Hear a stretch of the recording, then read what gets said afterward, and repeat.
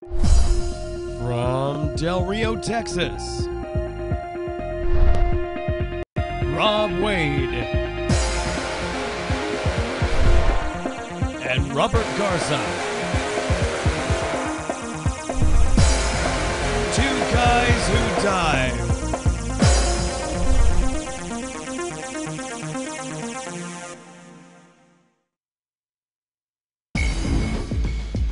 This episode of Two Guys Who Dive recorded live Saturday, 1 December 2012, episode 44, Good Enough for Government Work.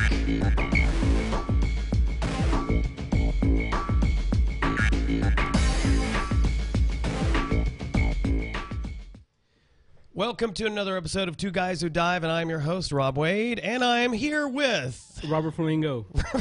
Bobby Flamingo. Bobby Flamingo. Awesome. So, how was your week?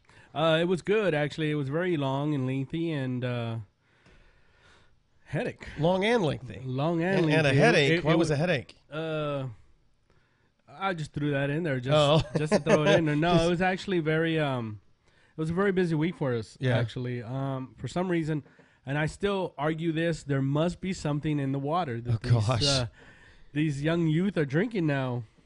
At the campus. Yeah, I think they're spiking the water in the water fountains or something. Gosh. Either that or it's the too much Red Bull or the monster drinks. They're just killing them. Speaking of energy, caffeine drinks. Yeah, no, I really don't know what's provoking the kids nowadays. They're just, I just got to honestly say, it was such an interesting week because I did more work in one day than I did probably all of last year. Yikes. Yeah, it was just, it was a constant one thing right after another, and it was kind of hard to keep up, Yeah, I mean, it was just crazy. But we got through it, thank God, and everybody was good. How was your week? No deaths ensued. Well, almost. Yeah, wow. No joke, almost. Wow.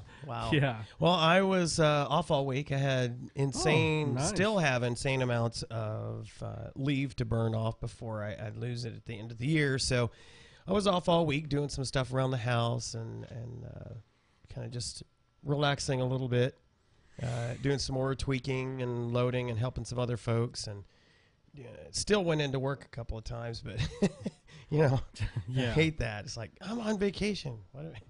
But still, all in all, a good week.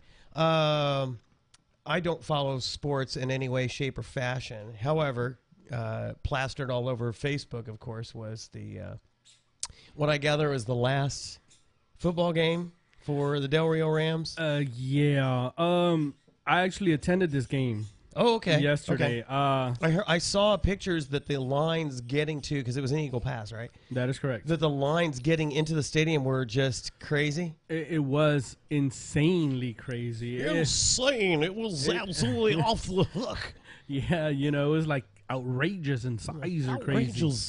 So tell me, was it an insanely long line going into the stadium? It was. It really was.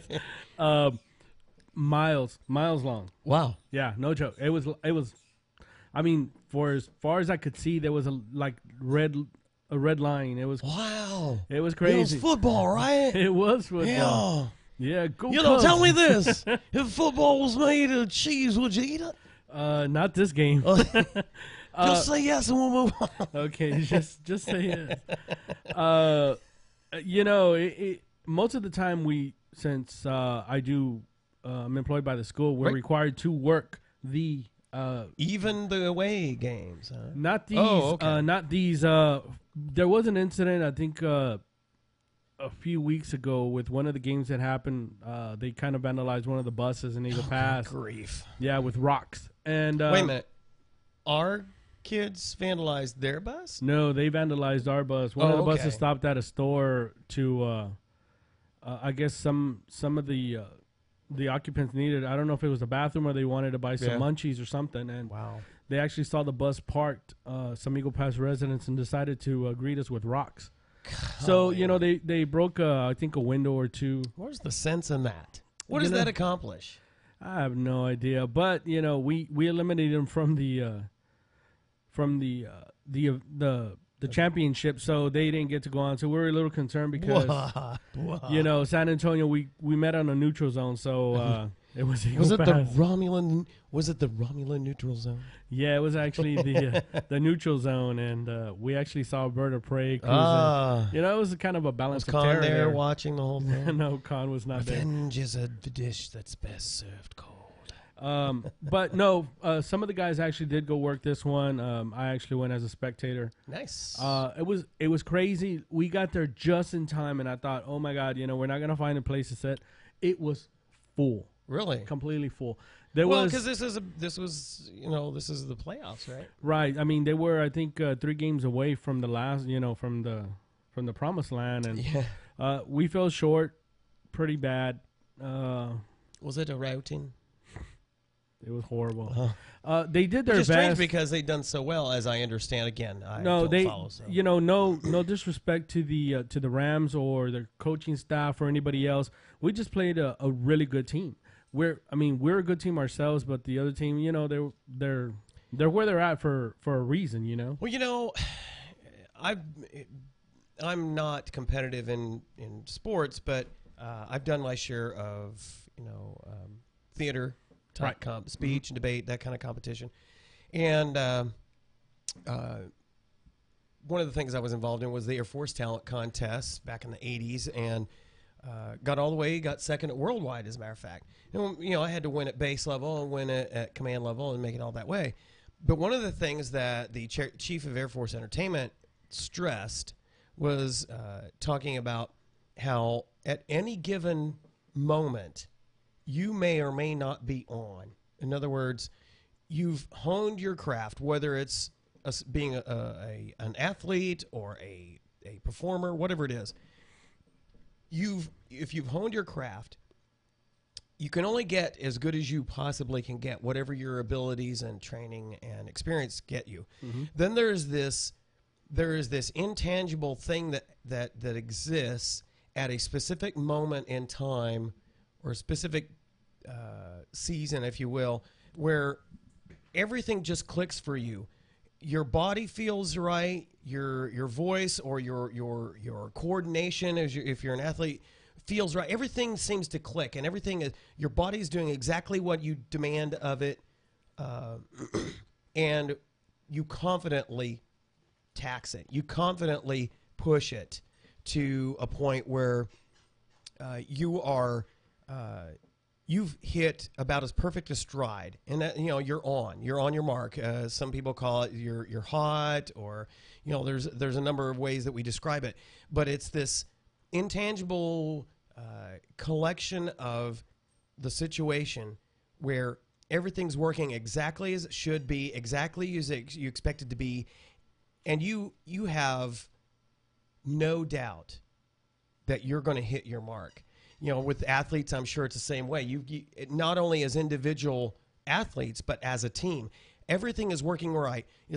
Seems like every throw, every pass you make is exactly right on the mark, and it's like they've got glue on their hands, and they could touch it with the tip of their fingers, and it's going to stick. They're going to have it, and they're able to mysteriously anticipate the movements of the other players, so that it's almost as if they have a premonition. They know exactly where to move and where to run to avoid getting hit. It's like all of those same things seem to hit at just the right time, no matter how good you are. But if you're absolutely well trained, etc., you can have the days where none of that is happening. Seems like everybody's got 2 left feet. The quarterback, he's got a rag arm, and it's like every ball you try to catch is like, what am I, a juggling act now? It just happens to be that way. And I agree with you. The case for last night, the other team just had an awesome passing game, and that's pretty much what it was. They did rush. I mean, they did run the ball, They did their part, but for us, it was the passing game. Yeah, we just kept running into a brick wall every time they were going to do a run. And what was his name? Usually it's this big behemoth that just, he can just stare at us and the whole front line falls. It was the whole team. They were good. Nothing. I'm not going to take anything away from them or the Rams. I'm proud that they went as far as they did. Yeah. Coach Hoffman. There was the head coach. There was a moment there where he was in the middle of the field. I mean, literally like screaming at the top of his lungs. I couldn't hear what he was saying. He was in the middle of the field? Seriously? Yeah, no, he was arguing with the referees. And, oh, no. And, I mean, you could tell he was upset. I mean, his face was like red, and I could see it from where I was at. See the blood vessels popping out of the neck. I mean, he was disappointed over a call. And, yeah. Wow. It was, what was it, 38, 48. It was something like that in the first half. Yeah. And then we ended up leaving the middle of the third quarter because my little ones wanted they wanted a hamburger, so we took off. Well, probably at that point you're thinking unless there's a miraculous turnaround where suddenly everybody, their spirits come up and they get that second wind, that everything tightens up and they get that first serious demolishing score against a team that's been dominating them, where it turns everything around for them. Unless that happens, it's all over but the crying. Yeah, it was 63 or 67-7. I mean, you know, it was. That's one of those games where you kind of go, did the other team show up? You know, you kind of feel like that. And you know, we've actually played some teams and kind of it was reversed. I was going to say, I remember hearing some. Yeah, of I mean, we talk about that.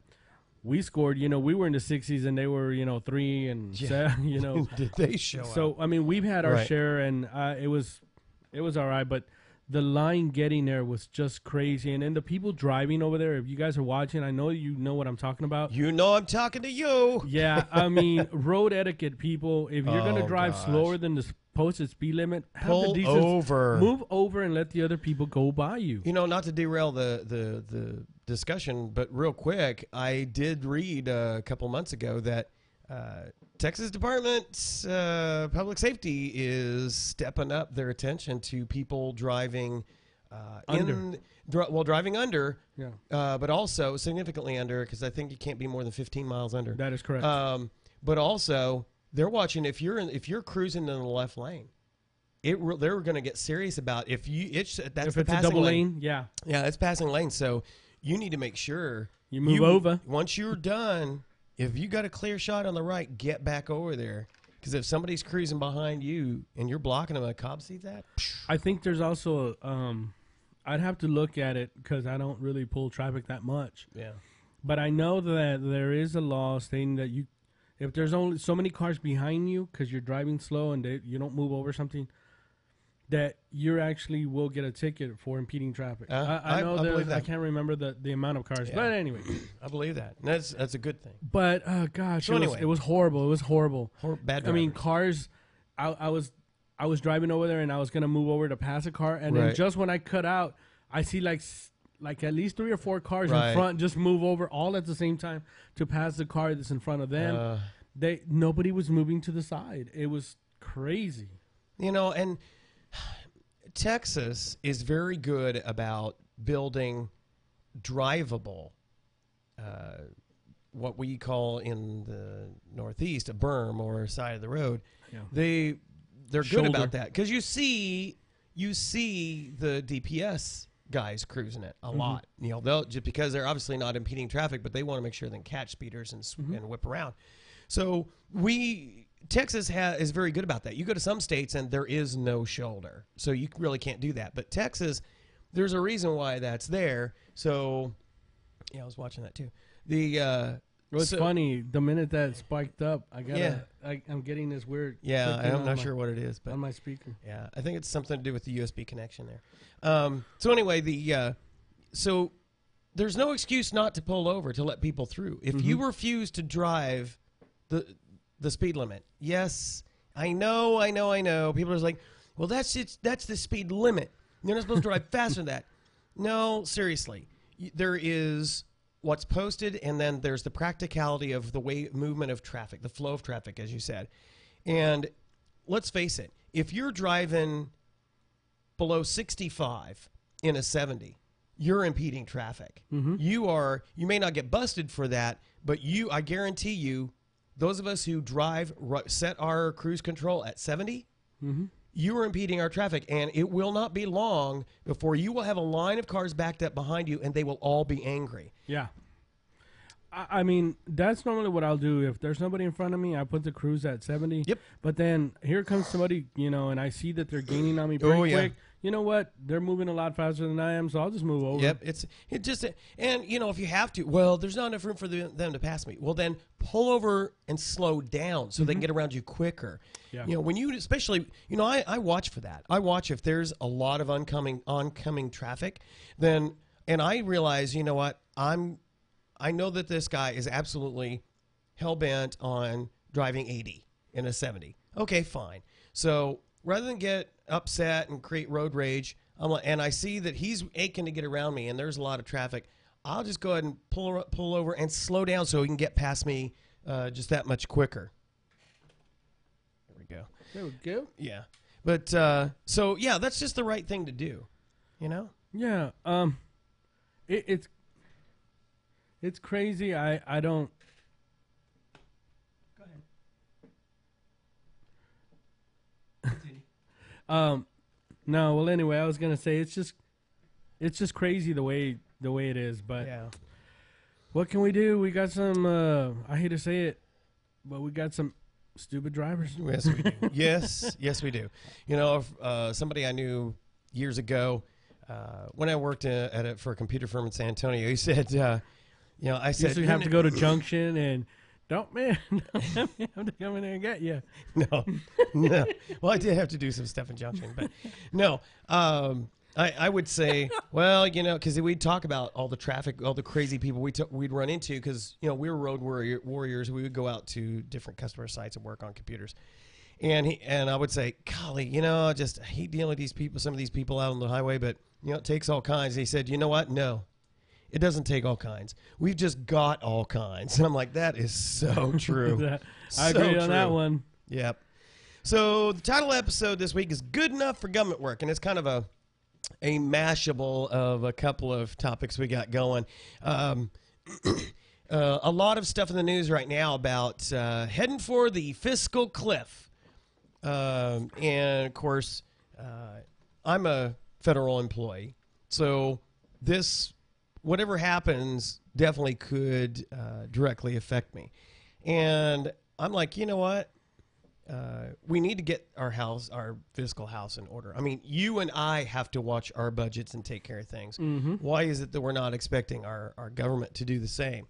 There are times when if we have a reduction in our income for whatever reason, then we start looking at things that we have to change or be more efficient about, or you know what, we're not going to be able to go out as often, or we're going to have to trim our data plan down from the top of the line to the bare minimum, or get rid of it altogether. Whatever, we look for ways to cut our costs, and unfortunately, we've got this ridiculous battle going on in Congress. So I'm thinking, of course, one of the more recent laws that were put into place was how the government has to let contractors know, because there are a lot of contractors that do work for the government, as well as us federal employees, know, I think it's 60 days ahead of any furlough. And so here we're supposedly at the end of December, we will hit that point where they have to do something, or they would have to furlough. So technically, I guess they're just that confident that even though there is an absolute impasse right now, that they're going to be able to pull something out of the fire, because we've not heard hide nor hair about a furlough coming, because this was well within the 60-day window. We should have been hearing something. And, of course, I don't think any of the contractors have heard anything about that. So, but be that as it may, the government tends to violate its own rules all the time. So I may get a longer vacation. I'm saying this all to say I may get a longer vacation than I planned. You never know. I mean, Dominic was kind of concerned about that too. I mean, he's contract. Yep. He's like, well, it's that time, and we don't know what's going to happen, and it's, and it's horrible to think of that. But the way the economy is right now, I mean, it's affecting everything and everyone. Yeah. So it's kind of silly not to think, especially the government. They got to get their money somewhere and fix things. Well, well, we all would like to think that if we were in a similar situation, though we're not talking in the trillions of dollars with you and I. If we had to take a second job, we would, and that's where we increase the revenue piece. And then, but we cut back where we need to. It's usually easier to cut back on things, even if it's temporary, to get it back in order, to fix things. The wrong thing to do is to kill the economy, make it even worse by making people pay more out of their pocket for, given there are fewer people with jobs. You're going to make the people that are left pay more to keep doing what you've been doing instead of saying, you know what, let's get some additional revenue where we can, but we need to seriously, even if we make it a temporary thing, I've been a big fan in the business world. I'm a big fan of profit sharing. If businesses and the government operated more that way, I think what you'd have is a greater drive for productivity and efficiency that everybody's pushing. Is like, you know what? If this business succeeds, if it does well, gets more customers and gets more revenue, then I share in that increase rather than saying, you know what, I'm going to go for what I can and make whatever I can. And even if the business is failing, I'm not going to budge. I want to have what I have. I'd rather, even though it's less of a certainty of where you're going to be, you should never, I'm of the opinion, you should never plan your life always to the edge of your paycheck. Find out what you really need to operate, and then the rest of it should be the flexible, what do they call it? Dispensable income, where it's not already obligated to car payment and house payment. And I mean, you're talking about like how many times do I go out to eat and how much do I spend when I go out to eat? So then you allocate. Okay, well, like in my house, it's easy $35. Yeah, because you got a full family. Because I got a full family. Yeah. I got a family of 4. So those of you that are watching, if you have, you know what I'm talking about. Right. And then of course, if you don't have such a big family, you can kind of scale back. You got a little bit more to play with because your meals aren't as expensive. Right. And then you can eliminate easy eating maybe once or 2 if to you 3 had to, times. you could eliminate all of it and just totally plan your meals. Go to HEB or Walmart or wherever you do shopping. Buy what you're gonna make and plan it out that way. And this is just an example because we've done this before. Yeah. To where I'll create a menu. I'll go up there and just something simple. Okay, we're gonna make hamburgers. We're gonna make fish. We're gonna make I'm gonna make a couple of frozen pizzas because the boys really love those things. Right. It's funny they'll eat pizza or they'll eat spaghetti. Even if it's a frozen pizza, they'll eat it better than chicken McNuggets and things like that. Because it's gotten to the point to where, especially in my house, oh, I want chicken nuggets or I want a hamburger, and all it is it sits there because all they want is a toy that's inside of it. Which is it. Just and so you're basically throwing your money away just for a toy. Correct. And amazingly, the stuff that you're typically going to make, not like the frozen pizzas necessarily, but the stuff you make at home is going to be generally healthier anyway. And it costs you a lot less to do that at home than it is to go out. And, what is for you, what's the typical driver for going out to eat? Of course, convenience. There you go. The convenience. Yeah. When you're putting in, you're working 9 to 10 hours a day. You get home, and the last thing you want to do is have to, defrost meat. If you've already, let's just say you thought ahead and you took it out and put it in the fridge the night before. Hopefully, it's already thawed out. Right. And then to get home and then start making everything. Well, it's not so bad.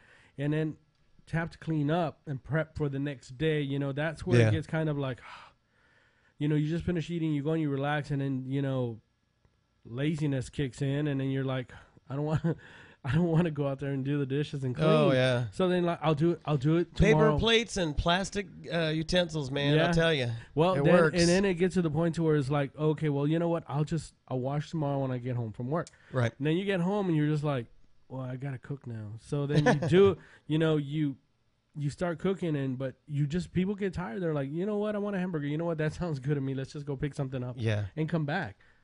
$30. You know, it's interesting. Of course, I was off this past week, and there were a couple of times where Tara had, you know, she was working, and she would text me or call me, hey, I'm getting ready to head home. You want me to pick something up on the way? I'm like, no, I've already made dinner. I mean, and because I had the time, right, and I like to cook, so, you know, I'd make dinner, and it was great. You know, it was healthy and blah, blah, blah. But really, you can plan to do those kinds of things, and you can plan to eat healthier and save yourself some money.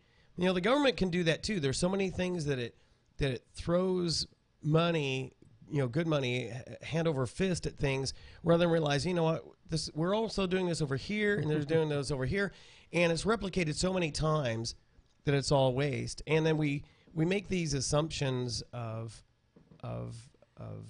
how people are going to be, rather than saying, you know what, this is what we budgetarily can support. Mm-hmm. It's that simple. And you all are going to have to, if you're going to depend on that, you're going to have to be tied to the ebb and flow of revenue. And, you know, unfortunately, our government hasn't done a budget in 3 years. So, you know, it'd be like us not planning for anything. So it's hard for anybody to count on anything when it comes to government. But, you know, there's so many things that they could look at to cut costs, as well as bring some additional revenue in.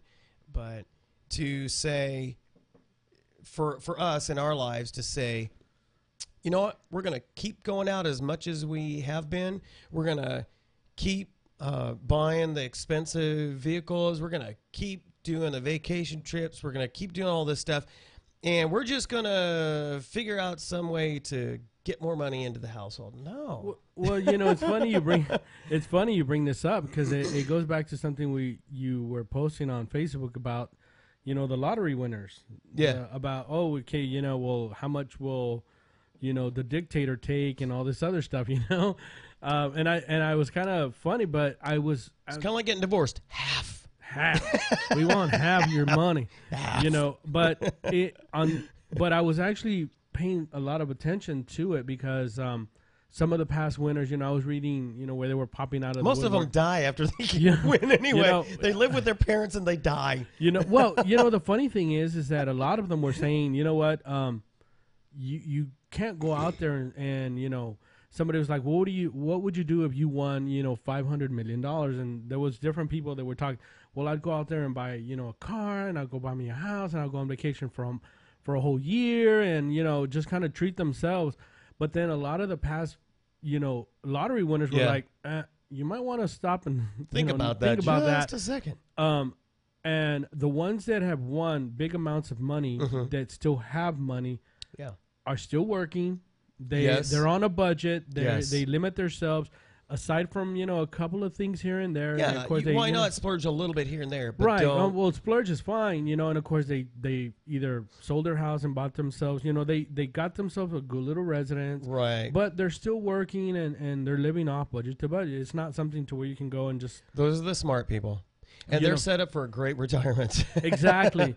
But there are people that, there was one that I was reading an article, and it was on, I think it was on the New York Times, that I can't remember what the person won, how much the person won, but they had won. I remember it was a large amount though, but they were flat broke already.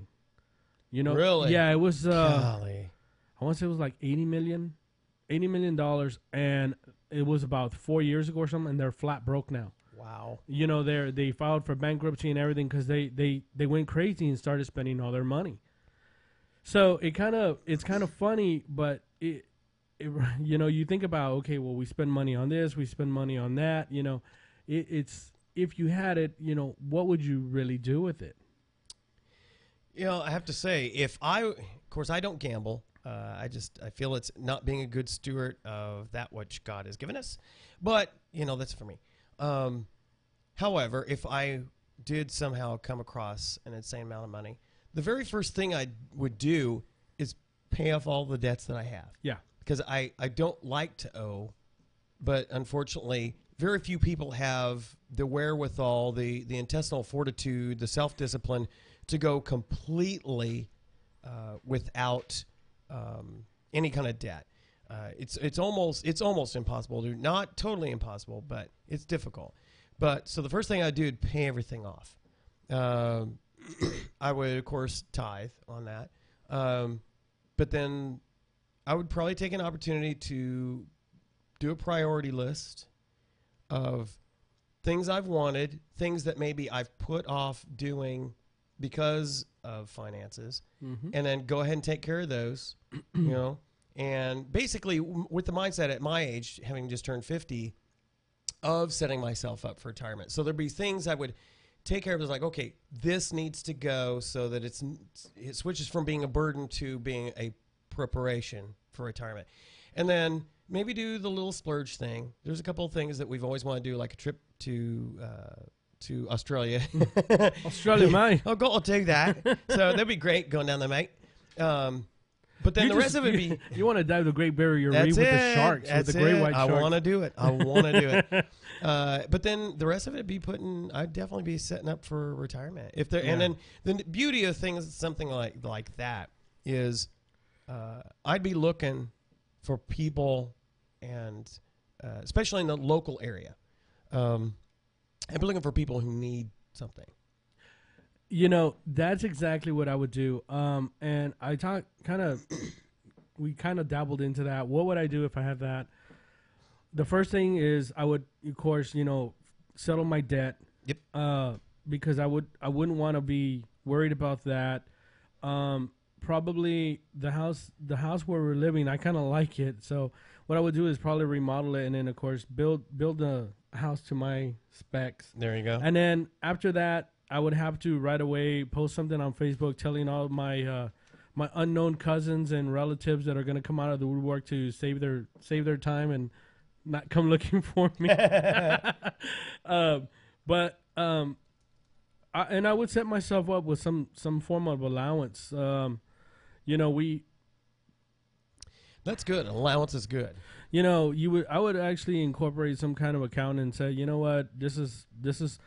I want you to pay watch those accounts. Yeah, I know. We've seen the horror stories of these people that, MC Hammer, Yeah, but, I would definitely, be mindful of what they're doing. Yeah. But make sure that, just make sure that my bills and the taxes for my places are taken care of. And then I would do something charitable like that. Like, you know what? Because I know people are going to come up and ask you for money. It's just the gimme. You know what? And I just couldn't give that money away. I would tell them, you know what? Do you have some type of skill? Well, yeah, I'm a carpenter. Okay, well, you know what? I don't need anything done, but the lady down the street. There you go. The lady down the street, look at that fence. Set them up. It sucks. Yeah. You know what? Fix it for me, and I'll help you. There you go. Hey, that's a brilliant idea. You end up helping two people at the same time. They need the service you didn't. Right. Somebody else needed it, and you're giving them. So in other words, I'm not really giving it to him. Yeah. He's working for That's it. Brilliant. And then you know what? I would just go over there. It's like, well, what talents do you have? Like, do you know how to do anything? Well, I know how to paint. Okay, great. You're a painter. Let me look around. By that time, I'm gonna know something needs painting. You know what? See all that graffiti down on that wall? Paint that wall for me. I'll provide the paint. Just paint it. Oh, see, that's great. That's what I would do, because I would be helping the community as well and helping people. You know what? I can't give it to you because I just can't do that. But if you do something for me, I mean, because I'm going to pay you at a higher rate of of course, at an hourly rate. Because if you ask me for $10,000, I don't mind doing that if I had the money. Right. But I just can't hand you the money. But you know what? If you provide a service to help me out with somebody who needs help, you know what? Exactly. That's okay with me. That's awesome. I like that. That's what I would do. Tara and I were, of course, Tara's birthday was this week, and so we drove to San Angelo because they have a Red Lobster. Oh yeah, yeah, and an Olive Garden. We didn't go there. We did go to the Red Lobster, of course. No crab legs, awesome. And of course, Tara also is a big scrapbooker. You've seen her scrapbooking room there, and of course, we did the Hobby Lobby thing before they get fully into this court battle with Obamacare. Do they have a Hobby Lobby over there? Yes, they do. Really? They do. It's awesome. That's a well set up store. So we went there, and she got a bunch of stuff that she needed, so she was happy.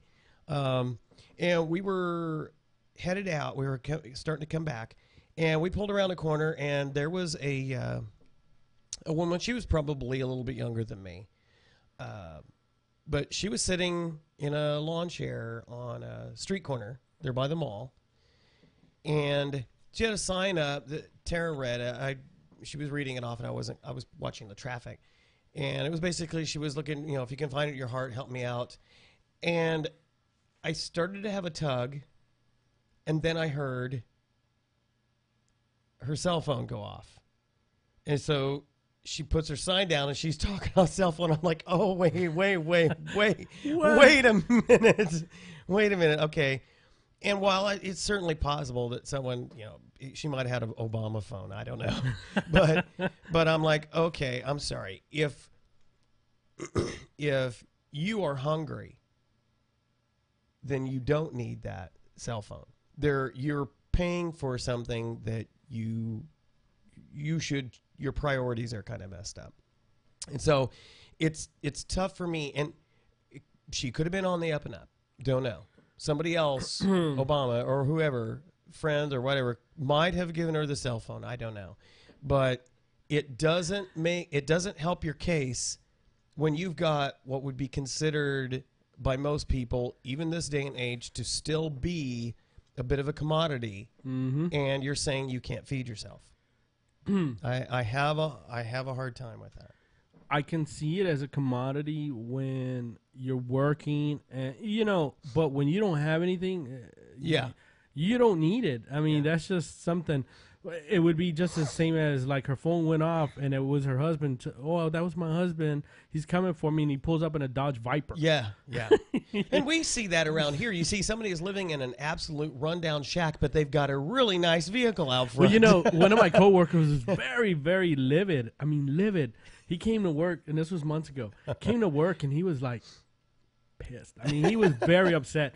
And I was like, what's the matter? He was ranting and raving. And one of my other coworkers, I stumbled in. I was like, what's all the complaining about? He was like, man, I work. I've got 2 jobs. I work here and I work in Eagle Pass. He works for the tribal police in Eagle Pass, and he works here. Yeah. And so he works Monday through Sunday. He works all week because he works here till Friday. And then on the weekends, he works over there in Eagle Pass. Well, he goes, I went to Walmart. He goes, and man, you know what I saw? And I said, what? He goes, there was a lady buying 2 baskets full of stuff. And then she pulls out her Lone Star card or whatever. Right? Food stamps. And he was behind her. So then she's walking out, and apparently this lady was parked next to him, and they were loading all the foods into a brand new, Escalade. What? Yeah.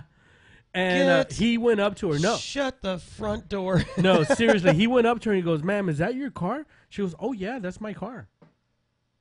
He was upset. I have to admit, I would be too. I absolutely would be too. It's just what happened to people policing this kind of stuff, People take advantage. Sandy and I were actually, we didn't get into the conversation too much, but I really wanted to. And it was kind of sort of around the same subject, about people misuse of funds and stuff like that. Right. And it's out of control. And then we find ourselves with, a deficit. We don't have money here. We don't have money. Well, we're throwing all kinds of money out there to these people, and nobody's watching them. Right. And I mean, here I am. I pay my taxes. Yes. I work my butt off, and I do everything. And these people just come in and it's just giving it to them. Yeah. we saw this lady, and of course it was, she was paying with WIC. The little cards where they get the milk and the cheese, because they have little ones and stuff, so they have to, keep healthy for that. And but she had like 5 kids, and they were all small. Now, I'm not one to really complain about that, but it's like, if you can't afford to buy the milk and the cheese and, like, to provide, and I'm not saying, don't do the A thing, because that's not good. Right. But if you know that you're limited to your finances, maybe you should, like, wait on having any more kids. Oh, family planning. In other words, thank you. Thank you. Human beings are the only species on this planet that doesn't build the nest first before popping out the progeny. You look at every other species in the planet, they do the pairing, they make the nest, and then they have the babies. There's a proper order to the things, and we blow it completely out of. It comes down to the same thing. Like, everything is. I mean, prep. If the first one kind of is like, oh, we weren't expecting, that. Okay, all right, fine. But if you're planning on having a family and then you already have 2 kids and then or 3 kids and then the 4th one is like, oh, we weren't expecting that one, but you're already in a position to where you can afford, to make arrangements. But when you're living off government don't funding, keep having kids. Exactly. You know what? Don't be doing that. Just hey, keep your pants on. But they do it. They do it because there's no consequences. Nobody, nobody is saying, you know what, we're going to cut you off. We're going to, and we're stuck, but in a catch-22 because we, as the rest of the public, we don't feel it's right to penalize or punish the little ones for the ignorance and stupidity and laziness or inconsiderateness of the adult. And even though the adult needs to have some consequences to it, unfortunately, those consequences always end up cascading down to the children. I'm not saying that those, and if you're watching, please don't be sending me hating emails and stuff. Don't be hating me. I'm not saying anything about that. I'm just merely saying that, the people that deserve it and need it, great. I'm glad that these programs exist. Right. By all means, trust me, I am grateful for all of that. And I'm not saying that, I think having kids is a mistake. It's not that. It's just, if you can't take care of or do without funding or extra like free too much of that free stuff, maybe you should slow down a little bit. It's just because I literally saw this girl, and she was young. She must have not been over 30 years old. I want to, and I'm stretching there because I think she was way younger than that. Mid-20s, yeah. Mid-20s, but she already had 5 kids, and they were all little. She was like, hey, get over here, get over here. It was like spinning the plates on the and I was just kind of watching, and they were beautiful children. I mean, they were all cute, all small. Yeah. But I'm thinking to myself, and then she pulls out, starts paying with all these things, and I actually think she did pull out a Lone Star card too. I'm thinking to myself, well, the other thing too is, we're going way off. I'm sorry, I'm on my soap. Yeah. This is the kind of stuff that needs to be on the other new show I'm working on. There you go. But real quick, we also don't hold the guys accountable. Unfortunately, we have, I think the worst thing to happen for families in America, or really in the world, is the no-fault divorce. At the point where you just like, we're just disinterested anymore. We just fell out of love, and you walk away from it. There's no fault to it. It was like, no. And so we create a very litigious society where we've got to sue for child support and alimony and blah, blah, blah. You know what? Back in the day, there had to be something seriously wrong. You were beating your spouse, or there was infidelity. It had to be something along those lines before the court would say, you know what, we're going to let you walk away from this. No. You guys said that till death do us part. You've got kids involved here. You better all put on your big boy and big girl panties and get to business of doing what you're supposed to do. And unfortunately, we've made it too easy to walk away. Can't agree with you more. You know, nobody wants to work at anything anymore. Everything is like, you know, they see blood in the water and they just run the other way. Nobody wants to like try to work things through and fix things. And it's a big part of, you know, what I learned, you know, getting closer, you know, to the Lord. Retreat, you know, it's not just something you can just walk away from. You know, there's things that you're responsible for, and you have to do your part. Yeah, you put an investment in the whole dating and courtship thing. Mm-hmm. Why not continue that? You know, keep that whole thing. You know, marriages would last a lot longer. You know, first of all, if they were built in actual, you know, godly fashion. But just from a purely secular standpoint, if you always invested the amount of attention and time that you did during the dating courtship process, most marriages would survive. Most would, because I don't stop dating my wife. We still go out and do things. I compliment her. When she's looking to buy clothes, I comment on, well, that looks great on you. I do the same things that I would do in a dating relationship. It's amazing how fresh and new it keeps the relationship. Yeah. It's not that we don't have our ups and downs. We've certainly Everybody had our does. share. Everyone does. But you can weather those when you know that more often than not, you're going to revert back to the habit of complimenting, dating, taking care of. Mm-hmm. But nobody cares. Nobody wants to do the legwork. Now, I'm not saying out there either, you know, that you got to stay with the person if you know, it's just really, truly not working, because there are, of course, you know, there's only so much that you can do. And once you feel like I'm there, I've done step A through Z, and it's just eventually your best effort is just if it's not going enough, totally ignored by the other one, you can only, you know, it does take two to tango. Right. So but the two of you shouldn't have been in the relationship in the first place if you hadn't already decided, you know whatever happens, we're gonna push through. Yeah, and you know, I hear this all the time too. You know, the youth, especially at the youths at the school are you know, they're growing up with this mentality. You know, and I had this one guy, the generation of the hookup. Yeah, I had this one guy just kind of say something to me. It just really blew my mind. Throttle him? Well, no, he just blew my mind when he said it because he was looking at this girl, and he's like, "Hey, you know, I'm gonna start dating that girl." And I was like, "Really?" He's like, "Yeah, I started talking to her, whatever." And then, you know, he made a comment to me, and I started laughing, but I laughed because I couldn't believe that he said it. It just was crazy. He's like, I didn't even want to say it here, but, you know, it was... Keep it family fresh. Yeah, no, and it's family fresh, but this is the, you know, the mentality. That they have now. It's just simple to just walk, you know, go there and walk away and, like, move on to the next. And it's just... There's a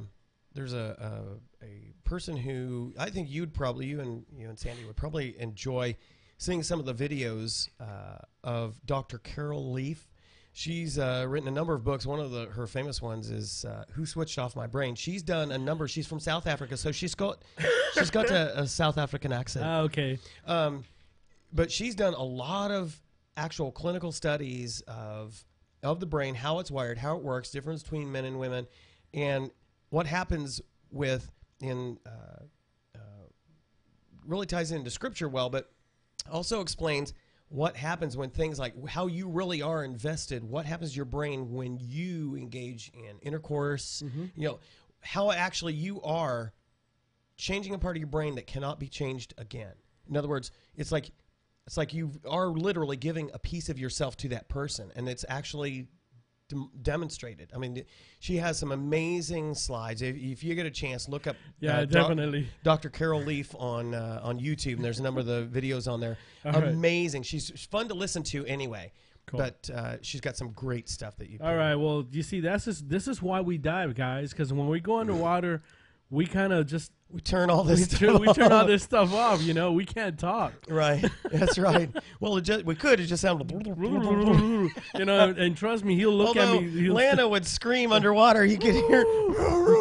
It was funny. But let's. Okay, we can go on, and that's why. Sure then that is why Rob is actually creating, in the process of creating a new show. Yeah.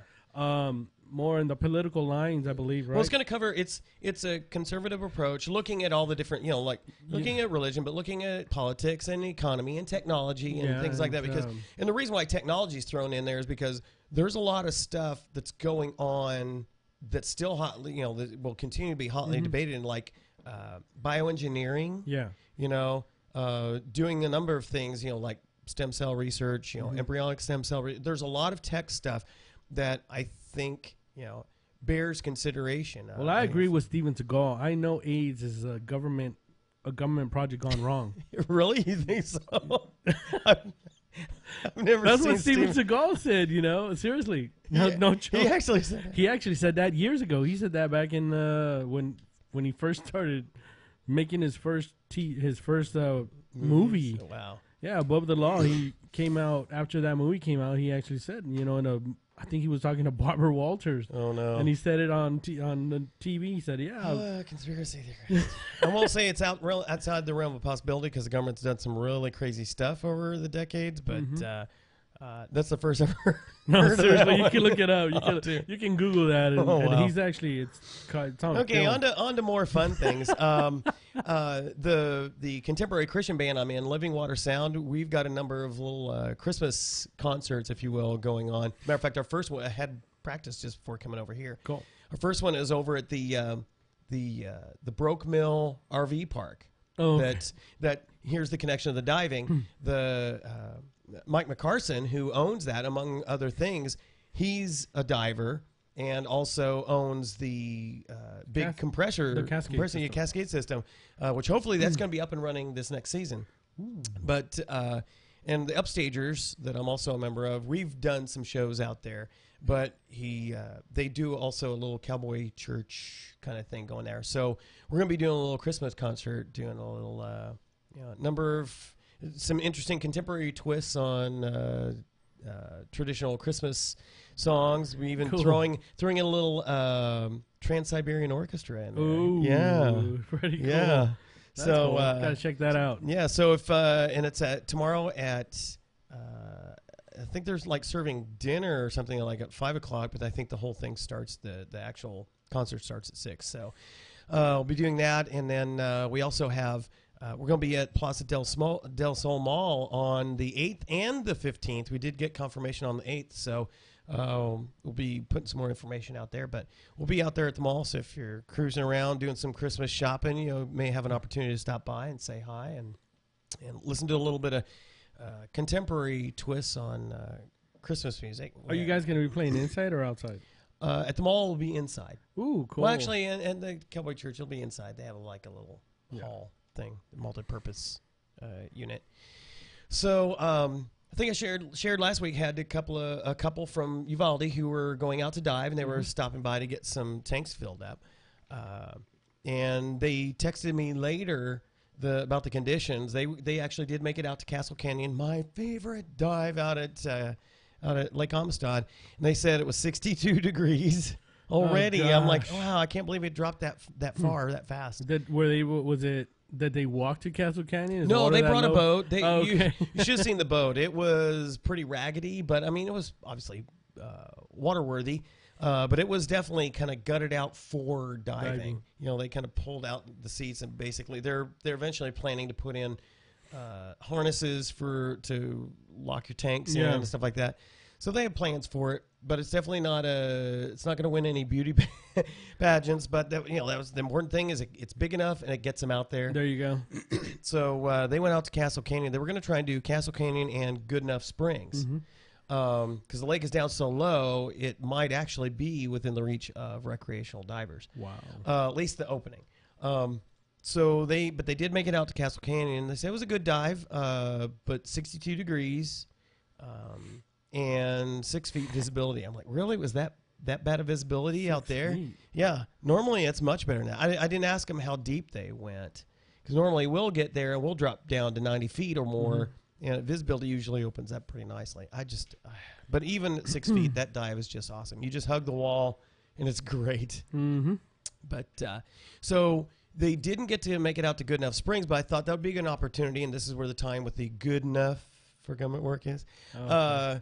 I wanted to share a little bit. We've got a link to it on the Dive Club website, but if you go to goodenoughsprings.org, it's a really good website that shows some of the actual studies, GSEP, where they've done some diving out there, and they've actually thrown some of the pictures from some of their trips. Let me go ahead and bring that up. Here we go. Yeah. So you can see here's the website, Goodenough Springs Exploration Project, GSEP, and they've got a pretty good photo gallery. They've not posted any of the more recent pictures because they just did something this last year, but this has got some stuff from when they first started. When they started doing it, 2007, 2005. I think they did some stuff in 2010, and then just this last year. Let me pull up some of the pictures they got here. I hear all the dogs are out there. Here is the sign. Let's see if this will open it up. There we go. Oh. I hear the dogs all howling out there. Open this up. That's as big as it gets. This is the opening of the spring. So right now, when the lake is at its normal level, it's about 166 feet. Yeah, according to the website. So, and then here's the skull and crossbones, the harbinger of death, and the mooring line to it. And if you're cruising up at buoy 19 out on Lake Amistad, if you're going up the Rio Grande arm of the lake, and you can actually see the flow of the water pushing up. You can actually see it rippling the surface. It comes out in such a high flow. Here we go. Here's one of the divers starting to run the line in. You know it's pretty chilly. And they normally do this between May and October. Yeah. They do this dive. Pretty awesome stuff. Well, did I tell you about that girl, that young, like she was 18 or 19 years old that I met at Dive World that took a picture by that time? Really? Yeah, remember I told you that they went down there. She had just gotten, I think, certified as basic open water, and they went down there. Oh, that's right. I'm like, you got to be kidding me. Somebody basic certified went down that? Yeah. They're not even technically certified to go below 60 feet. Well, she went down there, and she had one of those, the Scuba Pro Galileo, like the dive computer, whatever. Right, right. Well, she went down there, and she captured a photo, and she had it. And I didn't believe her when she was telling me I was trying on wetsuits. And sure enough, she like, yeah, here it is. Look, here's my picture. And sure enough, it really was her. She took a picture right at that sign with the skull and crossbones. And wow. And then, of course, they just came right up. But you're still talking at about 180 feet. And she said that, nope, that her computer, all they had to do, she just did the basic decompression stop. Well, because your computers do have that emergency decompression algorithm. Of course, it flags it, and you have to, and depending on the computer, some of them you actually have to send it in to the manufacturer or somebody who's technically qualified to work on it to reset those. Some of them. So she followed the computer, went down there, took the picture, and then came back up, and she just did your basic safety stop. Right. And her computer said, "You're good to go." And I was talking to her, so I guess she survived it. She survived it. That's just crazy to me. But she had only been certified a few months. That just shows you the lack of intelligence of, I think, certainly of the diver. We stress, at least in PADI, we stress don't ever exceed your training and experience. And that's somebody who clearly did and could have paid the price.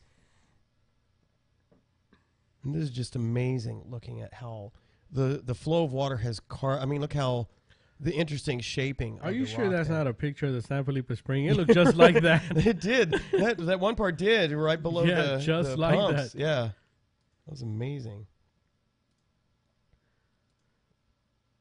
Here we go.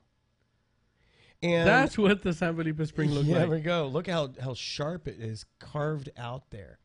I mean, this is amazing that that the water flow is so strong that it creates these sharp edges in the rock. And that's just smooths like the other areas. The San Felipe Spring when we dove. That's exactly how the water is. Remember the rock? Yeah, it was formation? pushing out. So I literally had to claw my way down. Trust me, I have the pictures of the cuts on my fingers to prove it. No kidding. Look at this. This is just... And the deepest, I think in 2010, they got down to 515 feet. A depth of 515 feet into this. This is considered, if not it is one of the most dangerous caves in the United States. It's listed, it currently is listed as in the top 3. And I mean, look at the rooms in here. And, obviously there's plenty of tight spots too. But because the flow of the water coming out of here, I mean, you are exerting yourself tremendously to make it through, to make it out of this. Especially to go down, 2,000 or 515 feet. That's just crazy to me. See if I can find... Man, I was sweating bullets at 140 feet. I'm like, okay, it's time to go. Let's see. Here's I think these may be all above water ones. Yep. Darn. I was hoping it would be some of the in-water ones they did. But the last trip they did involved doing... some, what do they call it? So it was an actual study on the limestone, how it's like this, looking at this kind of thing, where you see the limestone, how it's carved out, where it's settled, that kind of thing. I would love to see a map, and I think they were using, was it a SLAM? I think on the last trip they were using some sort of mapping, underwater cave mapping tools. I would love to see like a 3D or even a side view cutaway kind of thing of the cave structure, especially if they got 515 feet into this thing. That's just remarkable to me. Mm-hmm. But I would love to see that. But so with the lake down as far as it is, if you are suitably trained and experienced as a recreational diver, you might be able to get down to see the opening. And I cannot stress enough, don't even think about penetrating it. There's a reason why there's that sign there in the front. You will die. You will die. I have an actual picture of it, and I'll email it to you so we can use it next week. Oh, yeah, it would be a good idea. But it's an actual picture of, the Grim Reaper. The Grim Reaper, and what it says, these same people I think have actually dove somewhere else and have put that same sign in other caves. Yeah. So it's online. I just can't remember where it's at, and it just pretty much tells you beyond that point, there's nothing worth seeing, and there's nothing worth dying for past that point. So don't do it. These people are professional. If you want to go, like Rob says, make it to the mouth, kind of look at it. Right. But the people that have gone in there, you're talking about 500 feet, 600 feet. That's nothing to play with. Trust us. Oh, no kidding.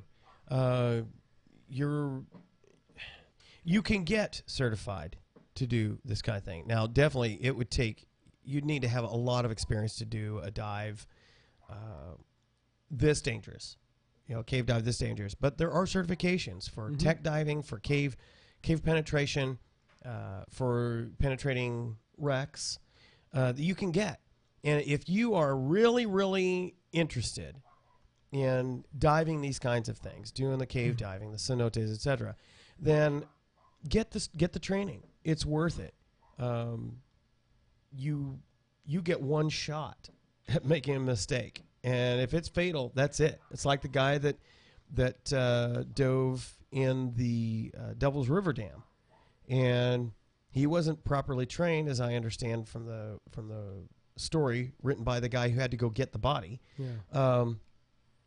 and he made the mistake of going down into it and getting down into the depth of the interior of the dam, and got disoriented, silted it up, didn't have a dive line or anything to follow his way back out. I mean, something as basic as that, and ran out of air, drowned. And it took him like a couple or 3 dives to actually find the guy and bring him out. And, of course, now they're looking at opening it back up, but not for penetration. You can dive around it. So I'm anxious to do that. We'll get the new camera once we get that thing. We're definitely going to have to go down there. You know, speaking of which, I know that you've well, I'll talk to you about this after the show. But, yeah, we definitely got to do that. Yeah. Gosh, there's so many places I want to dive at the lake. Yeah, no kidding. I'd actually like to, go to the mouth of that Goodenough Springs. Oh, yeah. I think that'd be something right now that the water's low and we can definitely reach it. Now, this couple from Uvalde, they said that, of course, they can't carry a bunch of people on there. Mm-hmm. They probably carry about 4 to 6 if you pre-assemble your gear. Right. They said, yeah, we bring people out. So we get a couple of people that have said that they'd bring their boats out. We just got to get them lined up so we can do it. Oh, yeah, definitely. That's one thing. I'd break out my 7 mil for that. Yeah, no kidding. No kidding. So, okay, so that's just some shots of Goodenough Springs. If you'd like to explore the website more, go to goodenougghsprings.org. Or if you forget that, just go to our website. We have a link to it. And go out and check it out. There's lots of good information. And just do some research on it. It's just really some interesting history on that spring. But speaking of training, etc., of course, we're both rescue trained, and I was looking at the latest Alert Diver magazine from Divers Alert Network, Dan, and they were talking about something I thought was pretty interesting, and I guess I have never realized they have this, and they have actually online seminars for different things. Yeah. So, matter of fact, let me pull that up here. So if you go to diversalertnetwork.com, they have, and then go to / seminars online or online seminars. They have a number of them. You can watch them. You don't have to be a member or anything. You can just watch them, which is there's a lot of things that they do. You need to be a member to take advantage of. But a lot of their things are pretty convenient, and they're really well done. And one of the ones that they were talking about was dive accident management, which I thought was pretty cool. And, I mean, it's it tells you some basics here. Lecture provides information about dive accident management and tells you who it's Dr. Nick Bird, 44 minutes. You click on the start lecture and just brings up a little video, and you can start it. Watch me tax my poor system doing this. That's running. Hi, I'm Dr. Nick Bird, CEO and Chief Medical Officer for the Divers Alert Network. My talk today is on dive accident management. As a way to begin this conversation, let's look at some baseline statistics about diving accidents and the numbers of divers in the North American region. We have about 3 million estimated divers in this country, and that probably equates to millions of dives every year. Out of all of that, we have approximately 700 to 1,200 diving accidents every year. Wow. About 85 fatalities. 85 When we look at the fatalities. causes of fatalities, a few highlights really show up in the data. The first and largest group are those who drown. This probably isn't a great leap of understanding because they're in water. And so if they have health-related problems that lead to unconsciousness or inability to keep their head above water, they will ultimately drown. But most of us would also appreciate that the ultimate endpoint may have other causes as well. So the other 2 big ones on the table are arterial gas embolism and underlying cardiac disease. You may look at this graph and also note that very small numbers of people die from decompression sickness and trauma, but these are really very, very minor. So, and then it goes on to actually go from there to share different aspects of managing an actual dive accident, which is, of course, an important feature of being a rescue diver and certainly a dive master is knowing how to properly control the situation, assign people who can follow direction to do certain tasks, whether it's to call 911 or keep people at bay, clear the area, assist with CPR, assist with assembling of an O2 kit if you've got that. There's a number of things that you take into consideration in dive accident management. Coordinating with local hospital or wherever a recompression chamber might be, those kinds of things. So any skill that you want to make sure is available at the time that you need it is a skill that you need to always be fresh on. And so something like these online seminars are pretty interesting. They have one on defining dive safety, emergency action plan, which I think is an underrated. Yes. You remember what? Yeah, I remember, having to do mine for my rescue. Yep. And just real quick, if you don't know what that actually entails, if you're going to go through your rescue, Rob will pick places where you're going to dive, and you have to come up with an emergency plan for that. You have to assess roads, signal towers, how you plan in case you run into... How would you communicate? Exactly. Do you have a cell phone? Yep. Then, of course, you have to locate certain things, of course, your police numbers, fire department, EMS. Plus, you also have to look to see where there could be a pressure chamber. Yeah. And actually, we do have 2 of them in Uvalde, and there's 2 in Eagle Pass. We do not have... Which shocks me. I cannot believe we do not have one at... We have one. What? I found out that we have one, but when I called, it was out of order. So, but there is one there's 2 in Uvalde and there's 2 in Eagle Pass. So you wouldn't have to make the trek all the way to San Antonio, where there's over, I think, 100 of them. Wow. Yeah, and if we can ever get the dive club really, really off the ground to the point where we have huge participation, because even, we do have now an active dive team with the Park Service. It would be awesome to get enough people frequently, regularly diving that we could push Valverde to get theirs up to speed and make sure it's properly working all the time and properly staffed. Because it does no good to have a really nice, perfectly working recompression chamber and nobody who is versed in any way on how to properly use it as far as dive medicine goes. Yeah. So, that's definitely a goal that we kind of have with the group.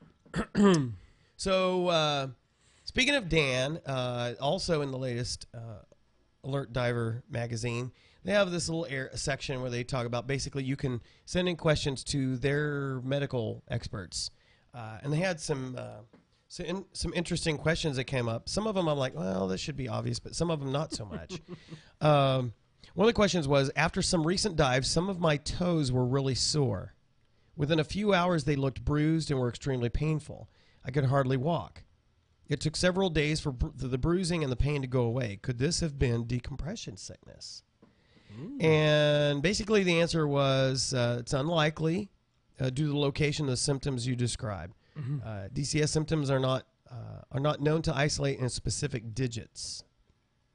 Your presentation suggests a condition known as reactive hyperemia, which may result after a period of reduced blood flow. In other words, they probably had boots that were too tight or fins that were too tight or a combination thereof. Both, yeah. So they were typically scrunched, and so you end up compressing the capillaries that feed oxygen and nutrients to your toes. So, that's why it's important to get your gear properly fitted.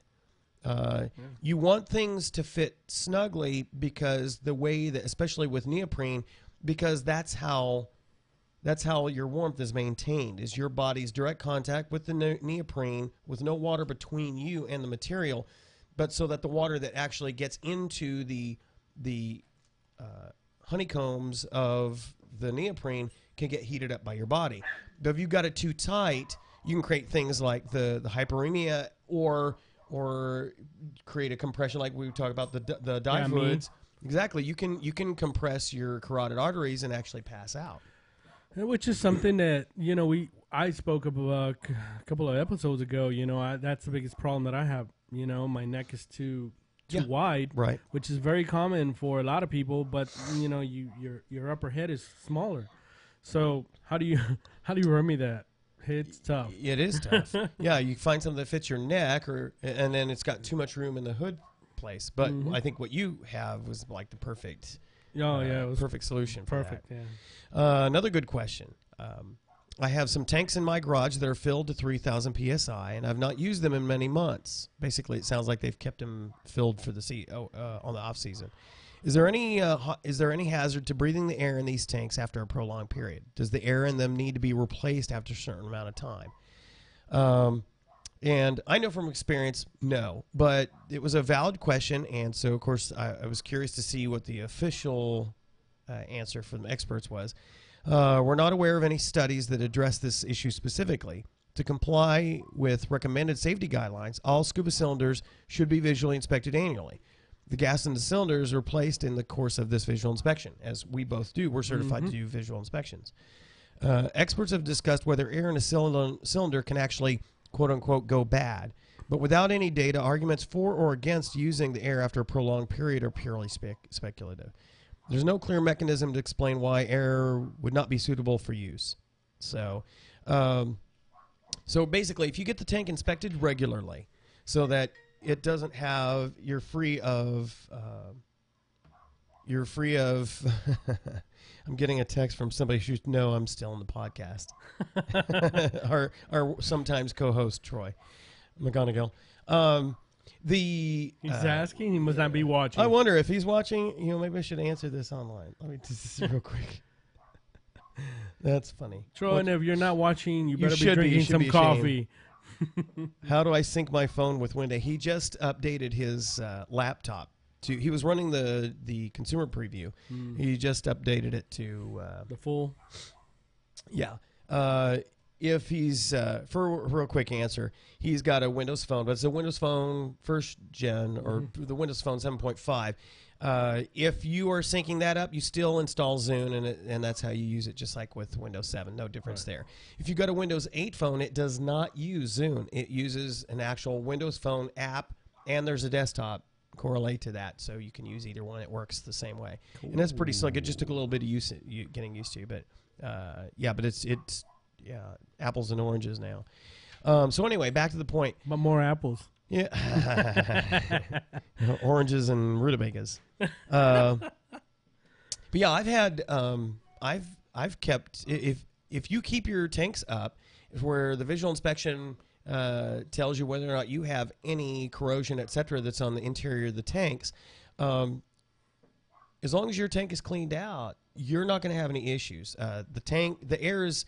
If your tank is sealed, it's going to be the air. If it was good going in, it's going to be good coming out. The only thing I can think of if the air was bad is that when whatever compressor was used that had bad filters or dirty filters. But that means that it went in going bad. Right, it went in going bad, but... And no, the bad stuff isn't going to settle to the bottom of the tank. No, it doesn't. It's in the air. But to answer that question, since we are both certified in visual inspection of the tanks, if they've been sitting over a year and you decide, well, I'm going to go ahead and use it, shouldn't be anything wrong with the air inside the tank as long as the tank, was kept, somewhere where, exactly somewhere okay. But of course, once you use it and you take it somewhere to get it filled, the first thing you're going to see is a sticker. Yeah. It's expired, so before they fill it, it would have to undergo inspection anyway. Yeah. So you'll be fine. Now, for this particular kind of a concern, although it's not directly related to the air going bad per se, I personally, this is just personal preference, I personally recommend the aluminum tanks over steel. The couple that came here from Uvalde, their tanks were all steel, and they were DIN type, which was fun. But yeah, because the steel tanks can rust, they can break down actually fairly easily if you let moisture get inside the tanks. Yeah. You don't really have that issue you can get contamination, but generally it's much more difficult to get issues with contaminated air in a aluminum tank. You know, during our training for the visual inspection, we actually did look at different types of tanks. A lot of them. And a lot of them were the steel tanks that he actually had, for us to, well, what do y'all think about this one? Do you think, to the point to where we I would not be breathing that. No, you have to use tools to check the depth of corrosion, and corrosion inside the stuff. tank, the pits. Those tanks, they horrible. God, and then they weigh a ton. Yes. Oh man, these did, and they were empty. It weighed forever. Okay, here's a good question. On a recent liveaboard dive trip to the South Pacific, I encountered some unusual instructions regarding dive profiles. Now, of course, we know, anybody who's certified knows that typically you do your deepest dive first, and then, if you're doing multiple dives during the day, you do your deepest dive first, and your next one is shallower, and so forth. But here's what this person was told. In the briefing for the day's first dive, we were told the second dive would involve a short swim through at 90 feet. Because of this, the dive master wanted everyone to go to 110 feet on the first dive, even though there was nothing to see at that depth, for the sole purpose of ensuring that the day's dives were progressively shallower. Was there any good reason for the recommendation? No, there really isn't. And here was the response, which I thought was good. The strategy you described, making an unnecessarily deep dive first simply to maintain a progressively shallower dive series, was unwarranted. The additional inert gas burden would unnecessarily increase decompression risks. In other words, in order to do a deeper dive on the second one, personally, I would have just said switch the dives. But if you're going to do a deeper dive for whatever reason on a subsequent dive, you don't want to increase the nitrogen loading burden on yourself with no reason. If the dive that you're doing first only requires you to go to 60 feet, then you go to 60 feet. Then that's all. Even if you stayed the maximum of time, you're only reaching saturation at 60 feet.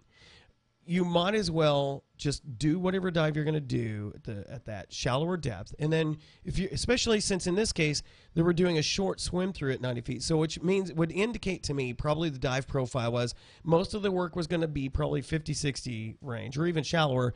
But in order to really enjoy this cool swim through, they were going to have to drop down on a wall or something to go through a swim through at 90 feet and then come back through. That's why they said it was a short swim. But what was the purpose of doing a deep dive when there's nothing to see? You could have just done the swim through and then done the subsequent dives going up and up and up. Yeah, it all comes down to prudent application, using critical thinking skills. If the first dive you're going to do is only necessary to go to certain depth, then that's where you go. That there's no sense in going shallower or deeper and for the sole purpose of keeping a profile. We even say in the training, you do your deeper dives first and do shallower ones subsequently. But we explain why you do that. You don't do it just for the purpose of having the stair stepping. It's pretty remarkable. Yeah, that to me it still doesn't make any sense. It's like, all right, well, let's go down there and look at a turtle because the next dive is going to be at 90 feet, and that's where the ship is. Cause right, exactly. At a ship, if you're going to do a deep dive and then you figure, I'm going to do 3 more dives for the rest, well, then, of course, you're going to be planning your profile. And somewhere in there, if you're diving on a boat or if you're diving off the shore, you just have to have a surface interval that warrants, the off-gas. Right. Because this way you don't have to worry about that. Yeah, diving a shallower dive first, in the case of this example, diving a shallower dive first means that you're gonna be able to off-gas a lot of that much quicker than if you had forced yourself into a deeper dive. So you can enjoy an actual longer second dive out of it. It's just We've done some deep dives, and our deepest dive, which are our personal best, which is on the Abyss here at the lake. Yep. We nicknamed that. Yep. There wasn't pretty much any more diving after that. We would have had to probably stay out for a while. Yeah, for at least a few hours. But why would somebody? I don't know. That's stupid. Made no sense. Okay, last one. We're flying to Cook Island and will arrive at 6 a.m. Some members of our group want to dive right away, but others say we should wait 24 hours. I understand that being tired from flying may be a risk factor, but is flying itself a risk? And, of course, we have the rule of flying after diving, but there is we don't teach any rule about diving immediately after flying. I think the valid concern here, and I think the answer bears this out, the valid concern is, of course, what is the condition of your body after the flights? I didn't see an indication of how long the flight was. If we were just flying from Galveston down to the Caribbean, I'd have no problem doing a dive that afternoon if we were arriving, midday.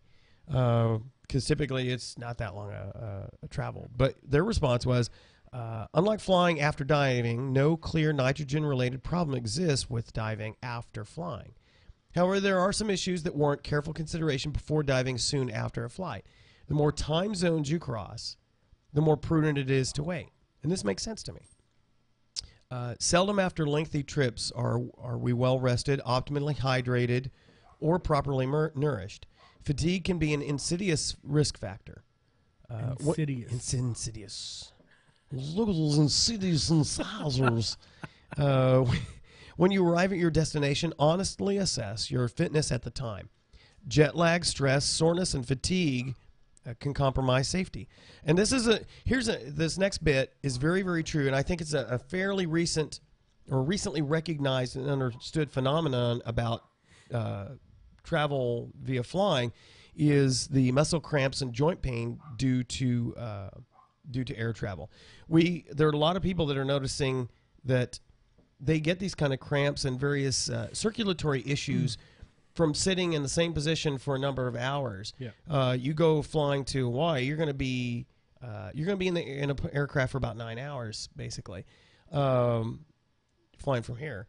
And so that's a long time to be sitting in one place and then to turn around and go, and you're crossing a number of time zones. And then you're going to be trying to dive after that. Probably not a smart idea. No.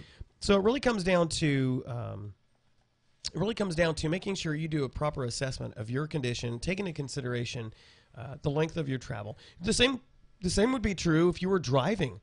Tara and I have done the trek to Florida via car, and that's a 26-hour drive. And you get out and walk here and there, but basically you're sitting in a vehicle for 26 hours, and you're not in a condition, as enticing as it might be, you're not in a condition to get out and start doing dives right after that. So what would you say? Would yes, no, maybe? If it was a short trip, for instance, if Tara and I were flying out of Houston or whatever to go down to Cozumel, and we were having to get their flights don't get there that early, but if we were somehow able to get there, lunchtime, and we could squirrel away like a late afternoon boat dive or shore dive, no problem. I'd say go for it, because that's such a short trip. Unless there were other physical factors that were affecting us, I'd have no problem doing it. I'm there to dive. That's my purpose. Yeah. Going to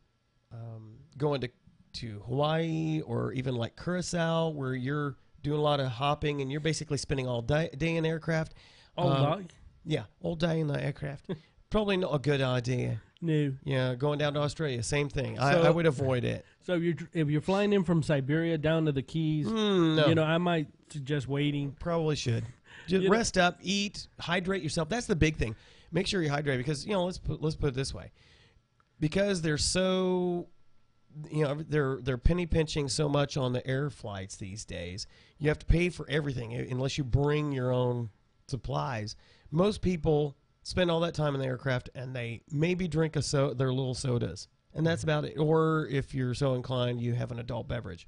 So basically, you are not properly hydrated as a part of the trip. I guess I would say, you know what? Judge yourself. You know your body better than anybody. If you feel tired, then maybe you should just save it and wait. Yeah. I mean, because the bottom line is any reason is a good reason to abort a dive, and any reason is a good reason not to start a dive in the first place. Very agreed. Yeah. So those are just some little good Q&A from Dan. Again, I encourage you, whether you're a diver or not, check that out. Go out to Divers Alert Network and their website and take a look at some of their seminars. Just kind of cruise through their website. Also, we'll probably talk about this maybe next week about proper insurance and for dive insurance for your dive trips and stuff like that, because there's some interesting things to be aware of about what kind of facilities might be available. It's amazing that they're not all alike, and some of them may be trying to take you for a ride, quite literally, if you go down there and you happen to have an issue. So we'll put that on the schedule to talk about for next week. But go to their website, check it out. I have their insurance. So do I. Yeah, and Tara, and thank goodness we've not had to use it, but it sure is nice to know it's there. One of the things that I really love about being a member and having this insurance is the actual, you get this literature. Yes. And it's part of your membership. Yep. And obviously, there's a lot of good information on there. If you're a diver, I think it's a well spent $30 a year that you get this information. Plus, you have access to certain things. Yes, it's invaluable information. And if you really have any questions, obviously you can send them an email with the question you may have. Yeah. And they will respond back to you. I'm more than sure of it. And you can call them if it's a little bit more. Of course, they have emergency numbers, but you can actually call them if it's something that's like, you know what, I don't think it's emergency yet, but I really need to know this quicker than an email. You can call them too. Yeah. And operators are standing by. And it's $30. I spend that on a meal a day. Yeah. That is what I'm saying. Right. That's one meal. Yep. So skip a meal, get insurance. It's your life. What can I say? Is your life, is your family's life worth skipping one meal? I think it is. So you can't. So you can't get your meals what-sized, okay? Just go for the value meal. That's right. The dollar menu at McDonald's. You'll be good. That's right. Absolutely. Okay, real quick before we head out of here, let's hit the trips, training, and tech. Of course, again, we have for those who are in the Del Rio area and would like to check out Living Water Sound, a little Christmas concert, go out to the Broke Mill RV Park tomorrow. That would be the 2nd of December at 6 o'clock. Check it out. Or stop by the Plaza Del Smol. Stopping by the Plaza del Sol Mall on the 8th and the 15th December at 1:30 to 3:30, and we'd like to have you there for a Christmas concert. But also, of course, on the 20th of December at Rudy's Restaurant, we have the next Del Rio Dive Club meeting, and we do put these on your calendars, on your smartphone. We have our Balmoral State Park trips next year, 17 through 19 May, 14 through 16 June, 19 through 21 July, and 16 through 18 August. We would love to see you there. Definitely. And if you can't put it on your calendar, Troy, not yet. Just wait. We're almost done here. I'll call you, help you out. Of course, if you were watching the podcast, I answered your question. So, do you have anything else to add? No, that's pretty much it. Cool. I really enjoy being here. I would just wish we had a little more participation on the chat rooms and It'll stuff. happen. And, if you're out there and you're listening or watching or whatever, or you have friends, please shoot us an email, shoot us a text, do something. We'd love to hear from you. Yes, as a matter of fact, funny you should say that.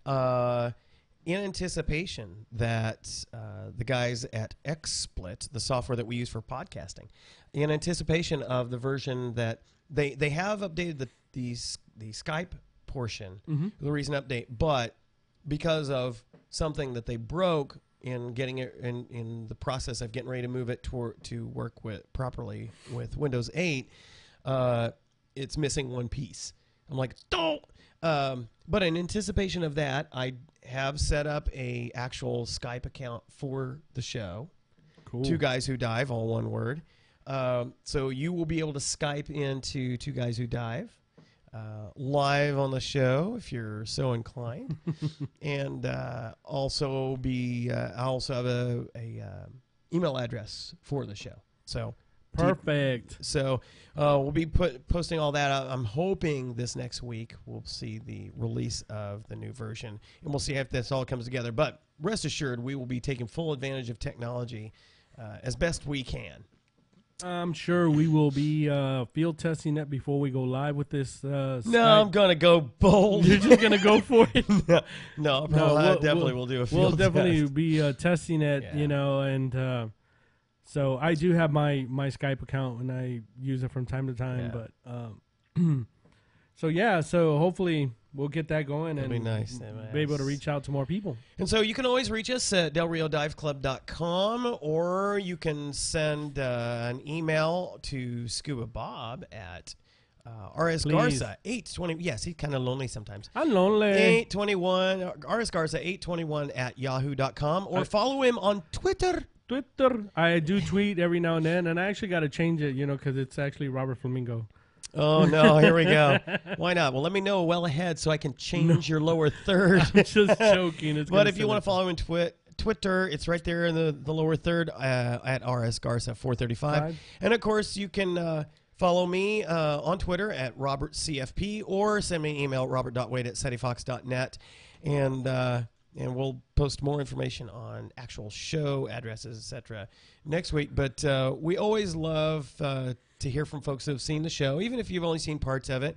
We're always open to ideas, suggestions, and, it's more fun if you participate. So it's not just, although we could talk forever, as you can tell, we'd love to interact with you all. Yeah, it actually makes me feel real good when I meet people and they're like, "Oh, I caught one of your episodes." Yeah. Really, where'd you see it? Did you see it live? No, I caught it on YouTube, and that's okay. Yeah, that's okay. That's okay, because that's why we're doing this. We're trying to put it out there, and that's the beauty of recording and sending it out is you can, if 8 o'clock is not a convenient time, you're out partying or whatever, and want to catch it afterward, by all means. So, yeah. And then also hit us up on the Facebook page, Facebook's / Del Rio Dive Club, and we'll see it on there. So, so that does it for this episode. I have nothing else. Neither do I. All right. I know that we're getting close to the holiday season, so if you're shopping in San Antonio, look for something for us. Yeah, we like dive-related stuff. Yeah, dive-related. I could use a new Dive Light. Yeah. Oh, yeah, there we go. But please be cautious. As a law enforcement officer, the break-ins have begun at the shopping centers. Oh, yeah. So there are people watching you with your gifts as you're walking out of these stores. So if you're going to do that, be careful. I don't recommend putting any presents or any kind of gifts or anything in your vehicle and going back into the mall shopping. Right. I know it's a fuss carrying all that stuff around, especially when you're shopping, but these people are watching. They see that you're just dropping it off and then going back inside. They know you're not going to be back for a few hours, so they're breaking into vehicles. Yeah. If you absolutely have to, go ahead and put it in your trunk. Don't make a big production out of it. Kind of get out there, pop the trunk, put stuff in there, close it up. Because if they see through the windows that you got stuff piled back there, that's an automatic draw for them. Yeah. Now, of course, obviously, it doesn't help you much if you've got like a Mustang where your back seats pull down and you can get right into the trunk with no problem, but break a window and you're in. But a lot of your cars don't have that feature, so by all means, be cautious. Yeah, just be cautious, especially since I know a lot of people are going and doing the shopping already. Yep. If you're gonna visit a major city like San Antonio's, notorious, getting hit big time. Yeah. The mall area. Just be cautious and be mindful of that, because it's out there. I'm sorry. Yeah. So, and if, heaven forbid, you find yourself in a situation where somebody is accosting you, assaulting you, as you get to your vehicle, don't, that stuff's replaceable. Take it. Let them have it. Let them have it. Mm-hmm. Don't resist. Just let them have it and save yourself and your family. Exactly. Yeah. Or if you really keep your wits about you, make sure you can get a good full description, and then contact authorities. Yeah, and if all fails and you're like me, whip out your weapon. Whip out your weapon and start shooting, and you were in fear for your life. Remember those famous words, I was in fear for my life. That's right. That's right. That's right. And you know what? We still do have the Second Amendment. That's right. Oh, we won't even get started on that. Yeah. Yeah. But make sure you do have proper training and license to carry a concealed weapon. Yes, please. Don't just walk around like this is the Wild West, because it ain't. It ain't. It ain't. It ain't. It's a year mandatory in jail. Oof. Nice. All right. So, with all this great advice, we really enjoy having you all here with us, and we will see you next week on another exciting episode of Two Guys Who Dive.